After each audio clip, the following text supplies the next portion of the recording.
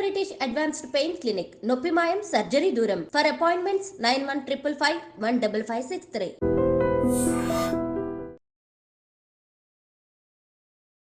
నమస్కారం, welcome to I dream. ధర్మ మార్గం విత్ విజిత కార్యక్రమానికి స్వాగతం.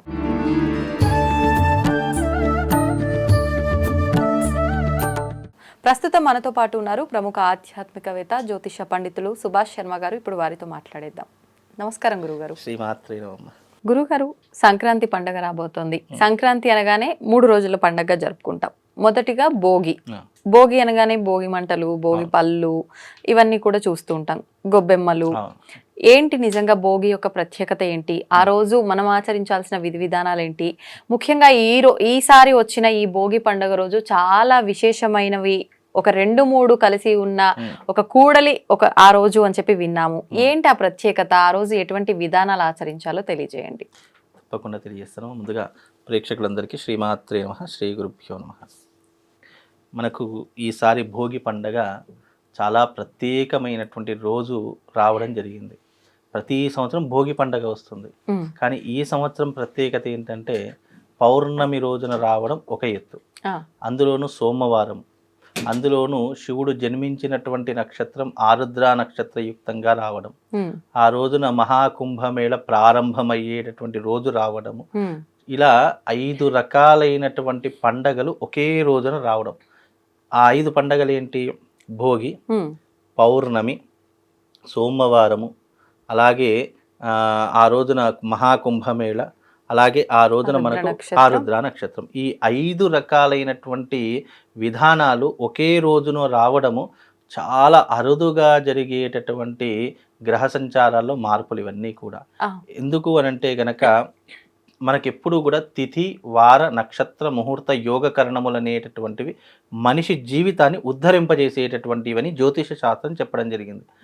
అయితే మనిషి జీవితాన్ని మార్చుకోవడానికి భగవంతుడు గొప్పనైనటువంటి ముహూర్తాలు కొన్ని సృష్టిస్తాడు. ఆ సృష్టించేటటువంటి ముహూర్తాల్లో ఇది చాలా అత్యద్భుతమైనటువంటి ముహూర్తము. ఈ ముహూర్తానికి ఉన్నటువంటి బలము అంతా ఇంత కాదు. కటిక దారిద్రుడైనా సరే అపర కుబేరుడు కావడానికి, మనిషి జీవితంలో జాతకం ఎంత నీచంగా ఉన్నా, ఎంత దారిద్రంగా ఉన్నా దాన్ని మనము ఒక గొప్పగా మలుచుకోవడానికి ఈ యొక్క రోజు మనకు ఉపయోగపడుతుంది. వివాహం కానటువంటి, ఎన్నో రోజులుగా వివాహం కానటువంటి వారు, సంతానం లేనటువంటి వారు, ఉద్యోగం లేనటువంటి వారు, మన మనస్సులో ఏ కోరికతోనైతే మనం ముందుకు వెళ్ళాలని ఆలోచిస్తామో అలాంటి కోరికలు నెరవేర్చుకోవడానికి సాక్షాత్తు కైలాసవాసుడైనటువంటి ఆ పరమేశ్వరుడు మనతో ఉండడానికి ఏదైనా ఒక రోజు కావాలి అంటే అదిగో ఈ రోజును ఉపయోగించుకోవడం మన జన్మకు సార్థకత లభించినట్టే. అయితే ఇది సాధారణంగా భోగి పండగ మనకు సంవత్సరానికి ఒకసారి వస్తుంది, కానీ పౌర్ణమి రోజున రావడము. భోగి అంటేనే మామూలుగా శాస్త్ర ప్రకారంలో చెప్పినటువంటి విధంగా భోగి అంటే భోగ భాగ్యాలను ప్రసాదించేటటువంటిది.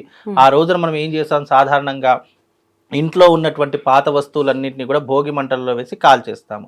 ఎందుకు కాల్చేస్తాము? మరి ఎందుకు అలా కాల్చేయడం వెనక ఆంతర్యం అంటే, ఒక వస్తువు మనకు పనికి రాదు అన్నప్పుడు అది తీసేసి మనం బయట పారేయడం కానీ, లేదంటే ఎక్కడైనా వేసేయడం కానీ.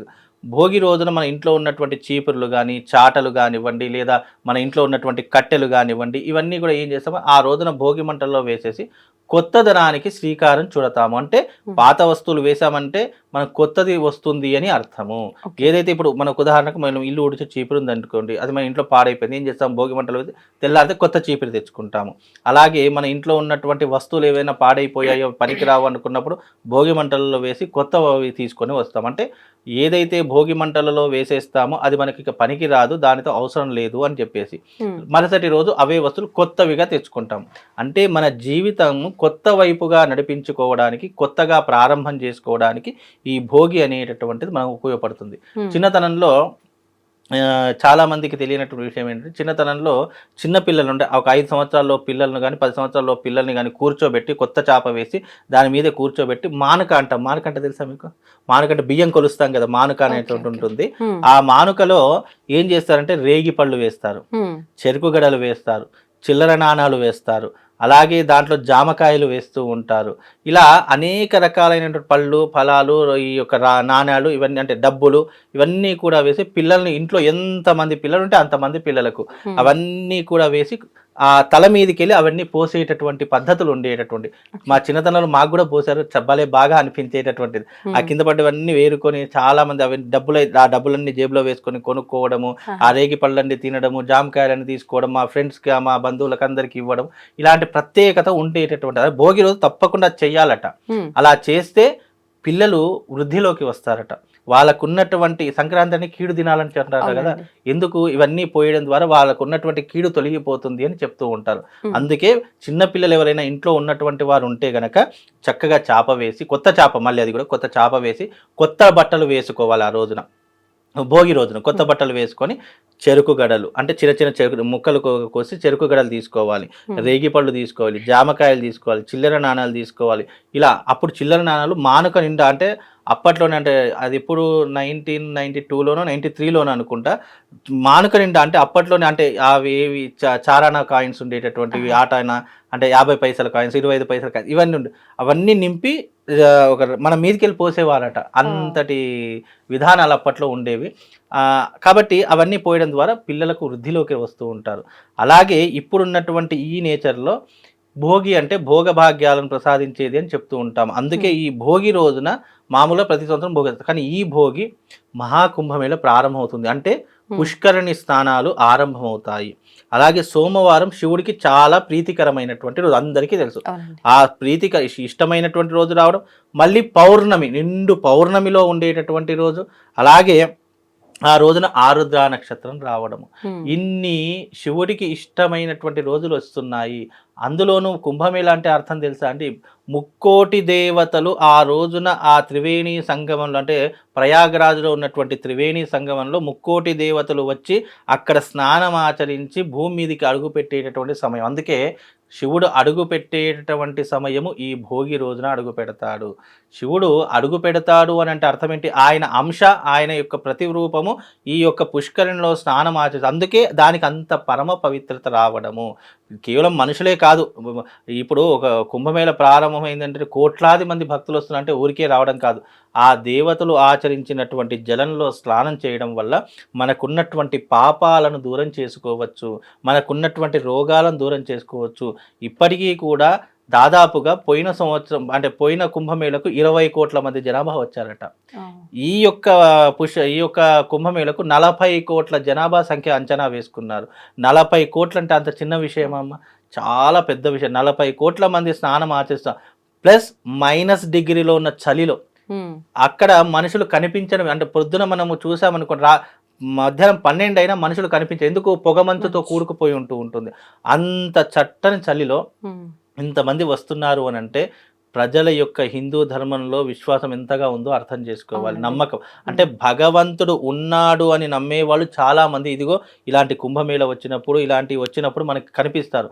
ఆ రోజున నాగసాధువులు వస్తారు, ఏం చక్క చాలామంది వస్తారు. అంటే భోగి రోజున భోగభాగ్యాలను ప్రసాదించడానికి సాక్షాత్తు పరమేశ్వరుడే మన దగ్గరికి వస్తున్నాడు అన్నప్పుడు మనము ఆయన యొక్క పూజ చేసుకోవడం ద్వారా మనకి ఇంకా ఎన్ని పుణ్యాలు కలుగుతాయి చెప్పండి. ఆ రోజున ఆచరించే పద్ధతులు ఎలా ఉంటాయంటే, ఎవరైతే ఈ భోగి రోజున ఆరుద్రాభిషేకం శివుడికి చేస్తారో వాళ్ళ జన్మ ధన్యమైపోతుంది. ఇప్పుడు చాలామంది ఈ కుంభమేళకు వెళ్ళలేనటువంటి వారు ఉంటారు. ఆ రోజున ఈ సోమవారం కుంభమేళ ప్రారంభమవుతుంది కదా, ఆ రోజున ఏం చేయాలంటే శివుడికి అభిషేకం చేసిన నీళ్లతో అభిషేకం చేస్తాం కదా, ఆ నీళ్లు పడుతున్న శివుడి మీద నుంచి పడుతుంది ఒక ప్రాణద్వార, అంటే ఆ ప్రాణమట్టం ద్వారా కింద పడుతుంది కదా, అది కింద పడకుండా దాని కింద ఏదైనా పళ్ళెం కానీ ఏదైనా చెంబు కానీ పెట్టేసి అది కింద పడకుండా ఆ నీటిని మనము స్టోర్ చేసుకొని ఆ నీటిని రోజు తీర్థంగా సేవించిన, ఆ నీళ్లు మన నెత్తి మీద జల్లుకున్న కుంభమేళలో స్నానం చేసినటువంటి పుణ్య ఫలితం మనకు కలుగుతుంది. అందుకే ఆ రోజున అంత విశేషము. అందులోనూ పౌర్ణమి రోజున శివుడికి అభిషేకం చేయడం అనేటటువంటిది పరమ పవిత్రమైనటువంటి రోజుగా భావన చేసుకుంటాం. అందుకే ఆ రోజున అంత విశేషం. శివుడు జన్మ నక్షత్రము, సోమవారము, పౌర్ణమి, ఆరుద్ర నక్షత్రము, కుంభమేళ ఇన్ని కలిసి వచ్చాయి అంటే ఇది సాధారణంగా ఇన్ని కలిసి రావడం అనేటటువంటిది జరగదు. ఇలా ఎప్పుడైనా జరిగిందా అండి? ఇది మనకు దాదాపుగా 1000 సంవత్సరాల క్రింద జరిగింది. మళ్ళీ ఇది 2050లో వచ్చేటటువంటి అవకాశం ఉంటుంది. కానీ ఆ సమయంలో ఆ తిథివార నక్షత్రాలు ఏమైనా చేంజెస్ జరిగితే జరగవచ్చు. కాకపోతే 2050లో మళ్ళీ జరిగే అవకాశం 2050 అంటే అప్పటి వరకు మేము ఉంటామో ఉండమో కూడా తెలియదు. ఎవరు చూస్తారో చూడరో తెలియదు. ఎందుకంటే రేపటి రోజు ఏంటో మనకు తెలియదు.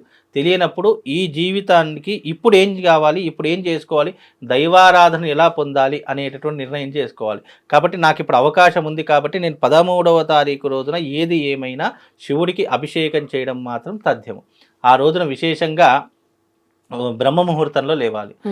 నిజంగా మనిషి జీవితంలో ఎవరైతే బ్రహ్మ ముహూర్తంలో లేవడం అలవాటు చేసుకుంటారో వాళ్ళ జీవితంలో టర్నింగ్ పాయింట్ ఏర్పడుతుంది. కాబట్టి బ్రహ్మ ముహూర్తంలో లేవాలి. చక్కగా శివాలయానికి వెళ్ళి అక్కడ స్వామివారికి అభిషేకం చేయాలి. ఏ నీటితో అయితే అభిషేకం చేస్తున్నామో ఆ నీళ్ళు ధారలా పడుతుంది కదా, ఆ ధారను తప్పకుండా స్టోర్ చేసుకోవాలి. కింద పడకుండా ఆ నీటిని స్టోర్ చేసుకోవాలి.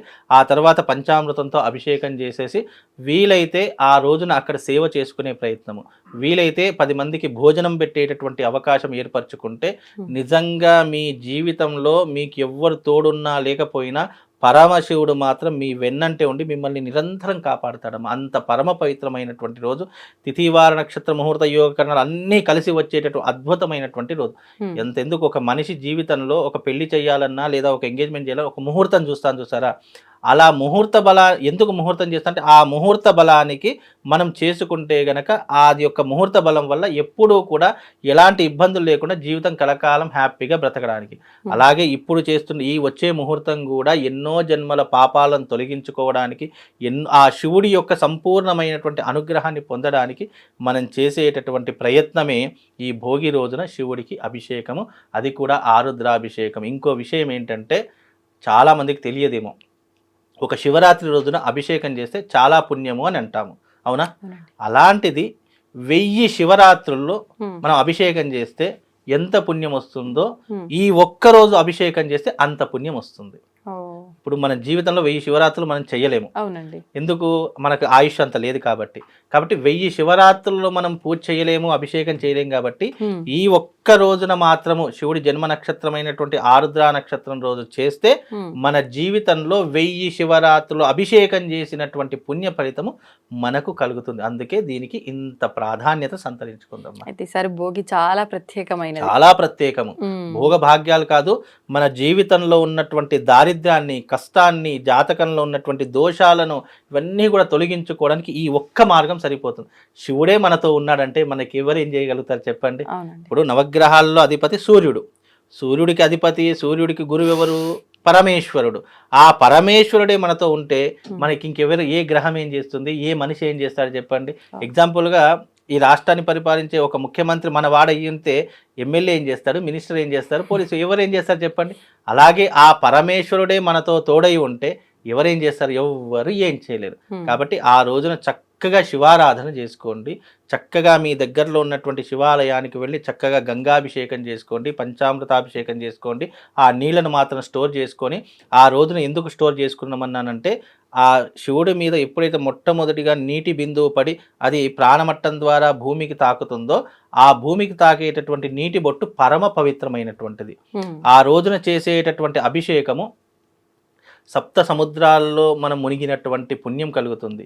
ఈ ప్రపంచంలో ఎన్ని పుణ్య నదీ జలాలు ఉన్నాయో అందులో ఒకేసారి స్నానం చేస్తే ఎంత పుణ్యం వస్తుందో అంత పుణ్యం ఆ రోజున పరమశివుడికి అభిషేకం చేయడం ద్వారా మనకు కలుగుతుంది. అంత విశేషమైనటువంటిది ఈ సోమవారం పౌర్ణమి భోగి పండగ.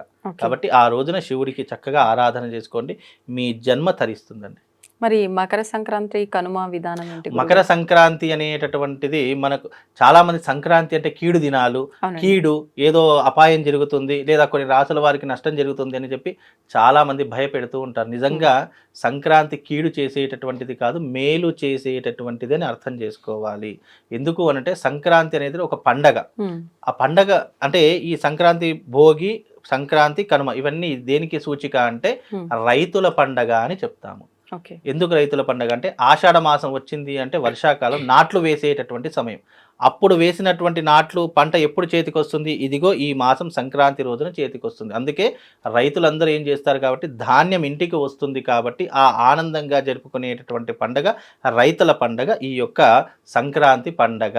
ఆ సంక్రాంతి వచ్చింది అంటే శాస్త్రంలో ఏం చెప్పారంటే దాన ధర్మాలు చేయాలి అని చెప్తారు. అందుకే సంక్రాంతి వచ్చింది అంటే గంగిరెద్దును ఆడించడానికి ఒకళ్ళు వస్తూ ఉంటారు కదా, వాళ్ళకి మనం ఏం చేస్తామంటే ధాన్యం ఇస్తూ ఉంటాము. ఎందుకు ధాన్యం ఇవ్వాలి? మనం పండించే ధాన్యం 10 మందికి పంచి మిగతాది మనం వాడుకోవడం ద్వారా మనకు ధాన్యానికి జీవితంలో లోటు ఉండదు. ఆ రోజున ముఖ్యంగా వస్త్రదానం చేయడము, ధాన్యదానం చేయడము, 10 మందికి భోజనం పెట్టడము, అలాగే ఆ రోజున గుమ్మడికాయ దానం ఇవ్వడము, నోములు ప్రతి ఒక్క స్త్రీ నోములు నోచుకుంటుంది ఆ రోజున. ఈ చక్కెర నోములు, ఆ తర్వాత ఈ నువ్వులు ఇవన్నీ ఇస్తుంటారు. సంక్రాంతి రోజున నువ్వులు ఎందుకు ఇస్తారు అని అంటే, సూర్యుడు మకర రాశిలోకి ప్రవేశించినప్పుడు ఉత్తరాయణ పుణ్యకాలము అని చెప్తాము. ఉత్తరాయణ పుణ్యకాలం అంటే అర్థం ఏంటి?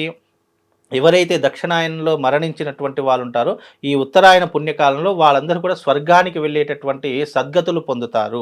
అలాగే సూర్యుడు మకర రాశిలో ప్రవేశించినప్పుడు ఆద్యంత పుణ్యకాలం ఉత్తరాయణం అని చెప్తాము.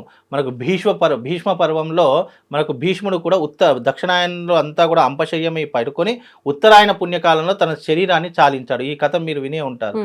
ఆ శరీరం చాలించినటువంటి ఆద్యంత భీష్మ ఏకాదశిని వస్తుంది ఆ రోజున. అంటే భీష్ముడు ఉత్తరాయణ పుణ్యకాలంలోనే మరణించినటువంటి వాడైన, అంటే ఉత్తరాయణ పుణ్యకాలం జపానికి, తపానికి, హోమానికి, నోములకు, పూజలకు, వ్రతాలకు పెట్టినటువంటిది పేరు. ఆ ఉత్తరాయణ పుణ్యకాలంలో ఏదైతే చేస్తామో దాని యొక్క పుణ్య ఫలితం మనం ఒక్కరమే కాదు, మన యొక్క సంతాన వృద్ధికి కూడా ఆ పుణ్యం అనేటటువంటిది లభిస్తుంది. దాని ద్వారా మనం మకర సంక్రాంతి మకర సంక్రాంతి కీడ్ అంటారు. చాలా మంది గాజులు ఇవ్వాలి, పెరిగి ఇవ్వాలి, ఆ దానం. పోయిన సంవత్సరం అయితే చాలా రచ్చ జరిగింది. చాలా మంది తోడబుట్టిన వాడు గాజులు ఇవ్వాలి అని చెప్పేసి, లేదా పెరుగు దానం చేయాలి, ఇలా ఒక కొడుకుంటే అవి ఇలా నానా రకాలైనటువంటి ఇబ్బందులు చాలా మంది అడుగుతుంటారు. అవన్నీ ఏమీ లేవండి. అవి కేవలం మనం పుట్టించినటువంటి, కేవలం మనుషులు స్వార్థపూరితంగా పుట్టించినటువంటి ఇవే తప్ప ఇవి శాస్త్రంలో లేవు, మనకి ఎక్కడ కూడా చెప్పలేదు. ఎవరో స్వార్థపూరితమైనటువంటి వాళ్ళు సృష్టించినటువంటివే తప్ప సంక్రాంతి కీడు చేసేటటువంటిది కాదు, మేలు చేసేటటువంటిది. ఎందుకు అని అంటే కనుక ఆ రోజులు నువ్వులు దానం చేయడం చాలా మంచిది. ఎందుకు అంటే సూర్యుడు మకర రాశిలోకి ప్రవేశిస్తాడు. మకర రాశికి అధిపతి ఎవరు? శని భగవానుడు. కాబట్టి ఆ రోజున నువ్వులు దానం చేయడం వల్ల మనకున్నటువంటి ఏలినాటి శని ప్రభావం కానీ, మనకున్నటువంటి గ్రహ పీడలు కానీ తొలగిపోతాయని చెప్పి శాస్త్రం చెప్పింది తప్ప ఆ రోజున ఏదైనా దానం చేయకపోయినా, లేదా ఏదైనా పుట్టించినా చాలా మంది ఈసారి ఏం చేశారు అంటే, చాలా మంది ఎరుపు బట్టలు దానం ఇవ్వాలి, లేదంటే మీకు కీడు చుట్టుకుంటుంది అని చెప్పి చాలా మంది చెప్తున్నారు. అవన్నీ కూడా అవాస్తవాలు. ఎవరు కూడా నమ్మకండి. ఈ ఆద్యంత పుణ్యకాలం కూడా మధ్యాహ్నం 2:38 ఉత్తరాయణ పుణ్యకాలం ప్రారంభమవుతుంది. ఈ పుణ్యకాలంలో చేసేటటువంటి విధానాలు, నోములు, చాలా మంది నోములు ఎందుకు ఇస్తారు? సౌభాగ్యం కోసం నోములు ఇస్తారు. అలాంటి సౌభాగ్యం బాగుండాలని చాలా మంది ఈ సంక్రాంతి వచ్చేందుకు ముగ్గులు వేస్తూ ఉంటారు, గొబ్బెమ్మలు పెడుతూ ఉంటారు, చక్కగా దాని చుట్టూ పూలతో అలంకరణ చేస్తుంటారు. ఇవన్నీ ఎందుకు అని అంటే కనుక, పూర్వకాలంలో లక్ష్మీదేవి సంచరిస్తూ ఉండగా ఒక గోశాలకు వెళుతుంది. నేను కూడా మీ దాంట్లో కొలువై ఉంటాను, ఎందుకంటే ముక్కోటి దేవతల యొక్క ఆవాసం ఏంటి అంటే గోమాత అని చెప్తాము. ఎందుకు? ఆ సకల దేవతలు కొలువై ఉన్నటువంటిది అని చెప్తూ ఉంటాము. మరి సకల దేవతలు కొలువై ఉన్నారు కదా, నేను కూడా మీ దాంట్లో కొలువై ఉంటానని లక్ష్మీదేవి అడిగితే అప్పుడు గోమాత ఏమంటుంది? వద్దు వద్దు, నువ్వు మా దాంట్లో ఉండవలసిన పని లేదు, నీతో మాకు ఏం అవసరం లేదని చెప్తారట గోమాత. అంటే అప్పుడు అదేంటి, నేను లక్ష్మీదేవిని, నా యొక్క శక్తి మీకు తెలియదేమో, నువ్వు లక్ష్మీదేవి కాబట్టే నేను వద్దంటున్నాను. ఎందుకంటే నువ్వు చంచలమైనటువంటి దానివి. చంచలము అంటే నువ్వు ఎప్పుడు ఎక్కడ ఎలా ఉంటావో, ఎన్ని రోజులు ఉంటావో అది ఎవరికి కూడా అంతు చిక్కనటువంటిది అని చెప్తే అప్పుడు ఆ లక్ష్మీదేవి అంటుందట, ఎవరైతే పుణ్యాన్ని సంపాదించుకుంటారో ఆ పుణ్యం ఉన్నంత కాలం వాళ్ళ దగ్గర నేను ఉంటాను. ఆ పుణ్యం అయిపోయిందా నేను వెంటనే అక్కడి నుంచి వెళ్ళిపోతాను. నేను స్థిరంగా ఒక దగ్గర ఉన్నాను అంటే ఈ ప్రపంచమంతా కూడా అతలాకుతలం అయిపోతుంది. అందుకే లక్ష్మీదేవి చంచలమైనటువంటిది, ఎప్పుడు ఎవరి దగ్గర ఉంటుంది ఎవరు కనుక్కోలేరు. కాబట్టి అలా అనగానే గోమాత ఏమంటుందంటే, సరే నువ్వు చంచలమైనటువంటి దానివి కాబట్టి నువ్వు మా మలమునందు కొలువై ఉండు. మలము అంటే ఆవు యొక్క పేడలో కొలువై ఉంటుంది అని చెప్పి. అందుకే ఆవు పేడను కూడా మనం లక్ష్మిగా ఎందుకు భావన చేస్తామంటే, లక్ష్మీదేవి కొలువై ఉన్నటువంటి స్థలము గోమాతలో ఆవు పేడలో కొలువై ఉంటుంది. అందుకే ఆవు పేడ చాలా విశేషమైనటువంటిది, లక్ష్మీ స్వరూపంగా భావన చేస్తాం. ఇప్పటికీ కూడా సంక్రాంతి వచ్చిందంటే ఆ గొబ్బెమ్మలు ఏవైతే పెడతామో అవి లక్ష్మీ స్వరూపాలు. అలాగే దాని మంగళ గౌరీ స్వరూపం కూడా అని పిలుస్తూ ఉంటాము. అందుకే లక్ష్మీ స్వరూపమైనటువంటి ఆ యొక్క పేడ ముద్దలను పెట్టడం ద్వారా లక్ష్మీదేవి మన ఇంట్లోకి రావడానికి సూచికగా పెట్టేటటువంటివే ఆ యొక్క ముగ్గులు, ఆ మధ్యలో పెట్టేటటువంటి గొబ్బెమ్మలు అంటూ ఉంటాము. లక్ష్మీదేవి ఎక్కడనైతే చాలా చక్కగా రంగవల్లులతో నిండి ఉన్నటువంటి గడప ఉంటుందో, ముగ్గులు ఉంటాయో, ఏ ఇంట్లోనైతే శుభ్రంగా ఉంటుందో ఆ ఇంట్లోకి లక్ష్మీదేవి రావడానికి సూచికగా పెట్టేటటువంటివే ఈ సంక్రాంతి ముగ్గులు, సంక్రాంతి గొబ్బెమ్మలు, సంక్రాంతి పండగలు. ఇవన్నీ కూడా లక్ష్మీదేవి యొక్క సూచికకు మార్గదర్శకంగా ఉన్నటువంటి పండగలమ్మ. ధన్యవాదాలు గురుగారు. శ్రీమాత్రే.